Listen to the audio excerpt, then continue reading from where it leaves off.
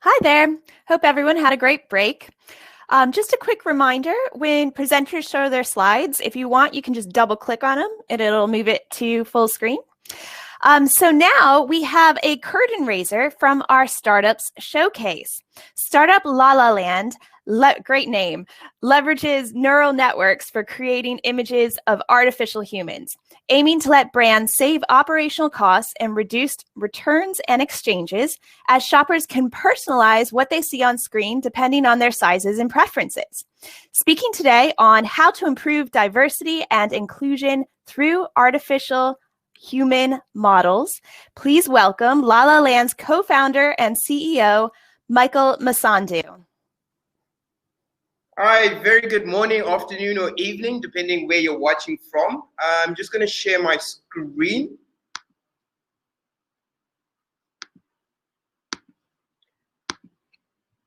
Brilliant. And all right, thanks for the introduction. So I'm Michael Musandu, coming from a company called Lalaland, and we have nothing to do with the movie itself. I have a technical background in AI and computer science. And I would like to set a scene for you so you can understand what we are doing. Let's say Friday night, Google knows the answers. Date night with yourself because we're stuck at Corona at home. You want to look for something nice to wear. You land onto Zara, for example.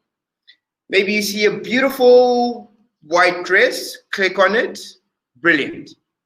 Now we're at this point, and the problem might not be obvious to everyone at certain glance, and not to throw Zara under the bus. But the reality is we look nothing like the model that's displayed in front of us. I know we all like to think for the guys that we have this Kim Kardashian, the six-pack and this lady's Kim Kardashian look. But in reality, we don't. So brands currently are speaking to one customer segment with one skin color. Think about body size and also age. This makes no sense to us that this is how online shopping is really working. How does an XL, for example, that's Asian, have to guess how this garment is going to translate onto their body? It makes no sense. So we looked into it. The model should actually be looking the way customers do, right? This way we can actually see what it will look like on ourselves. So the biggest question is, why aren't brands currently doing this? And in their defense, this shows the process that they have to go through, from planning a photo shoot, booking stylists, hair models, hairstylists, makeup artists, doing the image selection, casting, then finally actually shooting to publish onto a web store. So it makes it too time consuming and expensive for them to segment different models to show to different customer segments. So looking beyond cost savings, they're also missing customer acquisition opportunities, because customers cannot see clothes on someone that looks like them. The high return rates, because the way clothes fit on most models is not typically represented or how it will fit on that end consumer.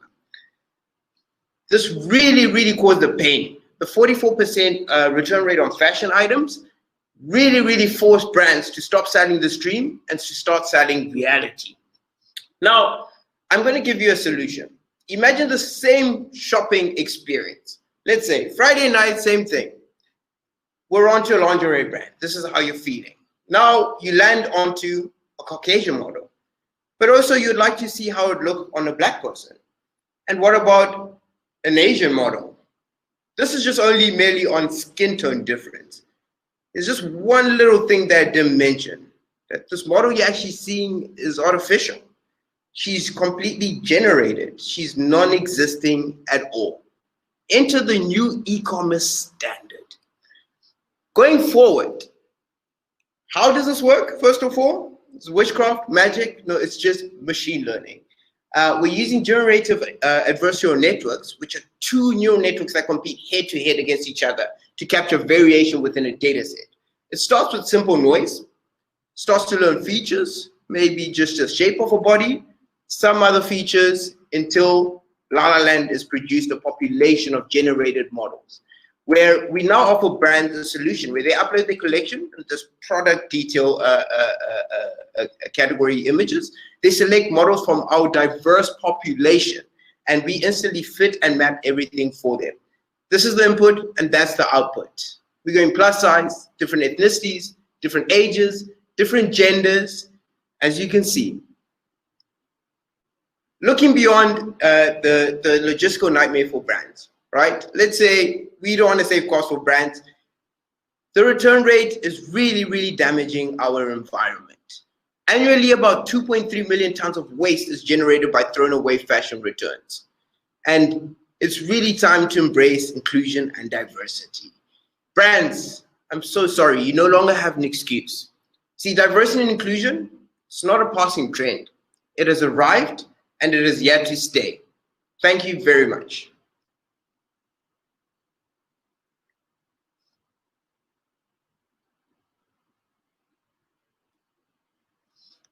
Thank you so much, Michael.